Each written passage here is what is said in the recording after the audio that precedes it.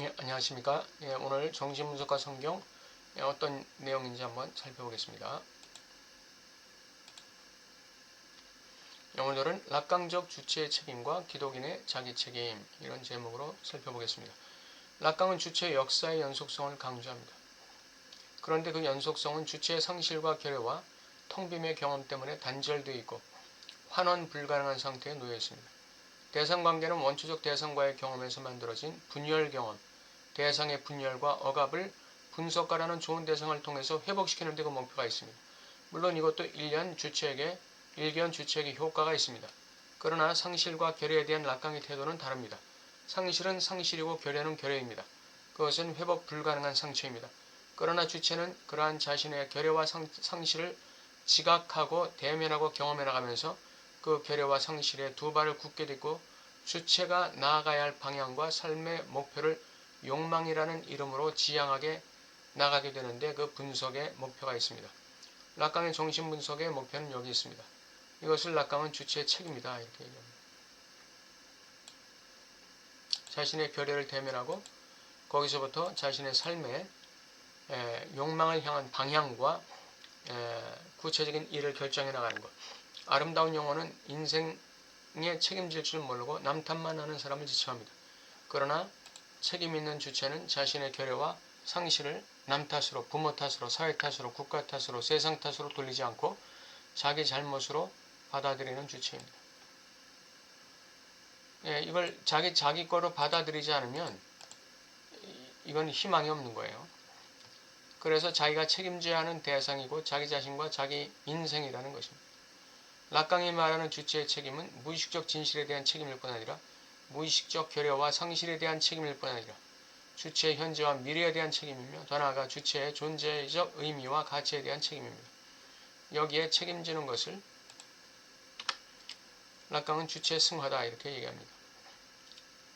대상의 승화와 주체의 승화, 자기 자신과 자신의 인생을 책임져야 할 대상으로 삼고 자기 자신에 대해서 그리고 자신의 인생에 대해서 책임져 나가는 사람이 주체적인 사람입니다.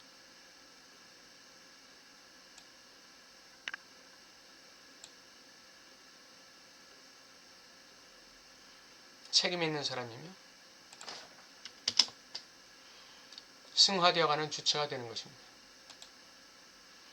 기독교인들은 세 가지 영역에서 책임지는 사람들입니다. 첫째는 하나님 앞에서 책임지는 인생들이 기독교인들입니다. 하나님 앞에서 책임지는 거예요. 하나님에 대해 뭘 책임집니까? 하나님의 부르심에 대한 책임이에요. 이걸 소명이라고 얘기합니다. 기독인들의 소명. 기독교인들은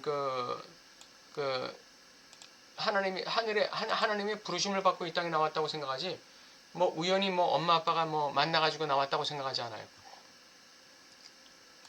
이게 소명이라는 것이죠.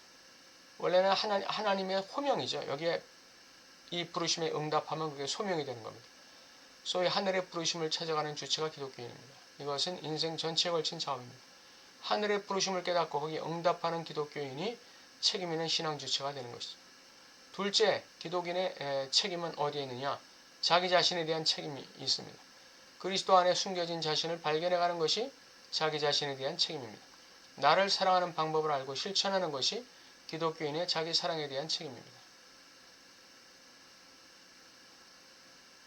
나를 사랑하는 방법을 알고 실천합니다. 하나님께서 나를 사랑하신 것처럼 나도 나 자신을 사랑해야 될 의무와 책임이 있는 것이죠. 셋째, 이웃에 대한 사랑의 책임입니다.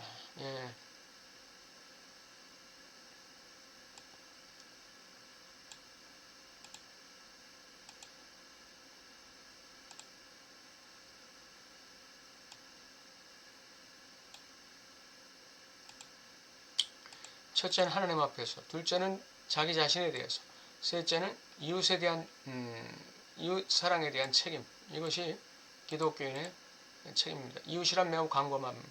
부부, 가족, 이웃, 사회, 국가, 세계가 나의 이웃입니다.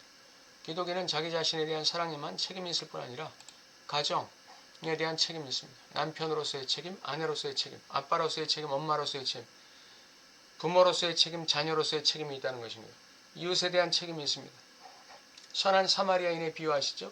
이웃에 대한 책임이 있습니다. 사회에 대한 책임이 있습니다. 국가에 대한 책임이 있고 빛과 소금된 삶을 통해서 이웃과 사회와 국가와 전 세계에 복음을 전하고 하나님의 나라와 의가 전파되고 하나님의 사랑을 나타낼 책임이 있는 것이죠. 1950년대부터 한국교회는 국가 사회를 위해서 심대한 헌신을 했고 전 세계를 향해서 그리스도의 복음을 전파하는 일에 많은 열매를 거두었지만 최근 2000년대에 들어서 교회의 이웃사랑은 시대를 따라잡지 못하고 쇠퇴일로를 밟고 있는 것 같으며 안타깝게 생각합니다. 다시금 한국교회가 일신되고 세워져서 교회 본연의 위상을 회복할 수 있게 되기를 간절히 바랍니다. 예. 교회는 세계에 대한 책임이 있는 것이죠. 세상에 대한 책임이 있는 거예요. 무슨 책임이 있느냐? 하나님의 나라와 의를 심고 전파하고 가르치는 것이 그것이 교회의 책임이에요. 세계에 대한 교회의 책임이죠. 예. 이게 참 교회는 참 세계를 걸머지고 있는 짐진 존재가 교회죠. 교회가 그 책임을 다하지 못하면 사회가 썩고 국가가 썩고 세계가 썩을 수밖에 없는 것이죠. 그래서 하나님께서는 교회에게 엄청난 책임을 주셨습니다. 너희는 온천에 다니며 만민에게 복음을 전파하라. 믿고 따르는 자는 구원을 받을 것이요 믿지 아니하는 자는 정죄를 받으리라. 교회는 복음을 전해야 되고 가르쳐야 되고 고쳐야 되는 책임이 있습니다.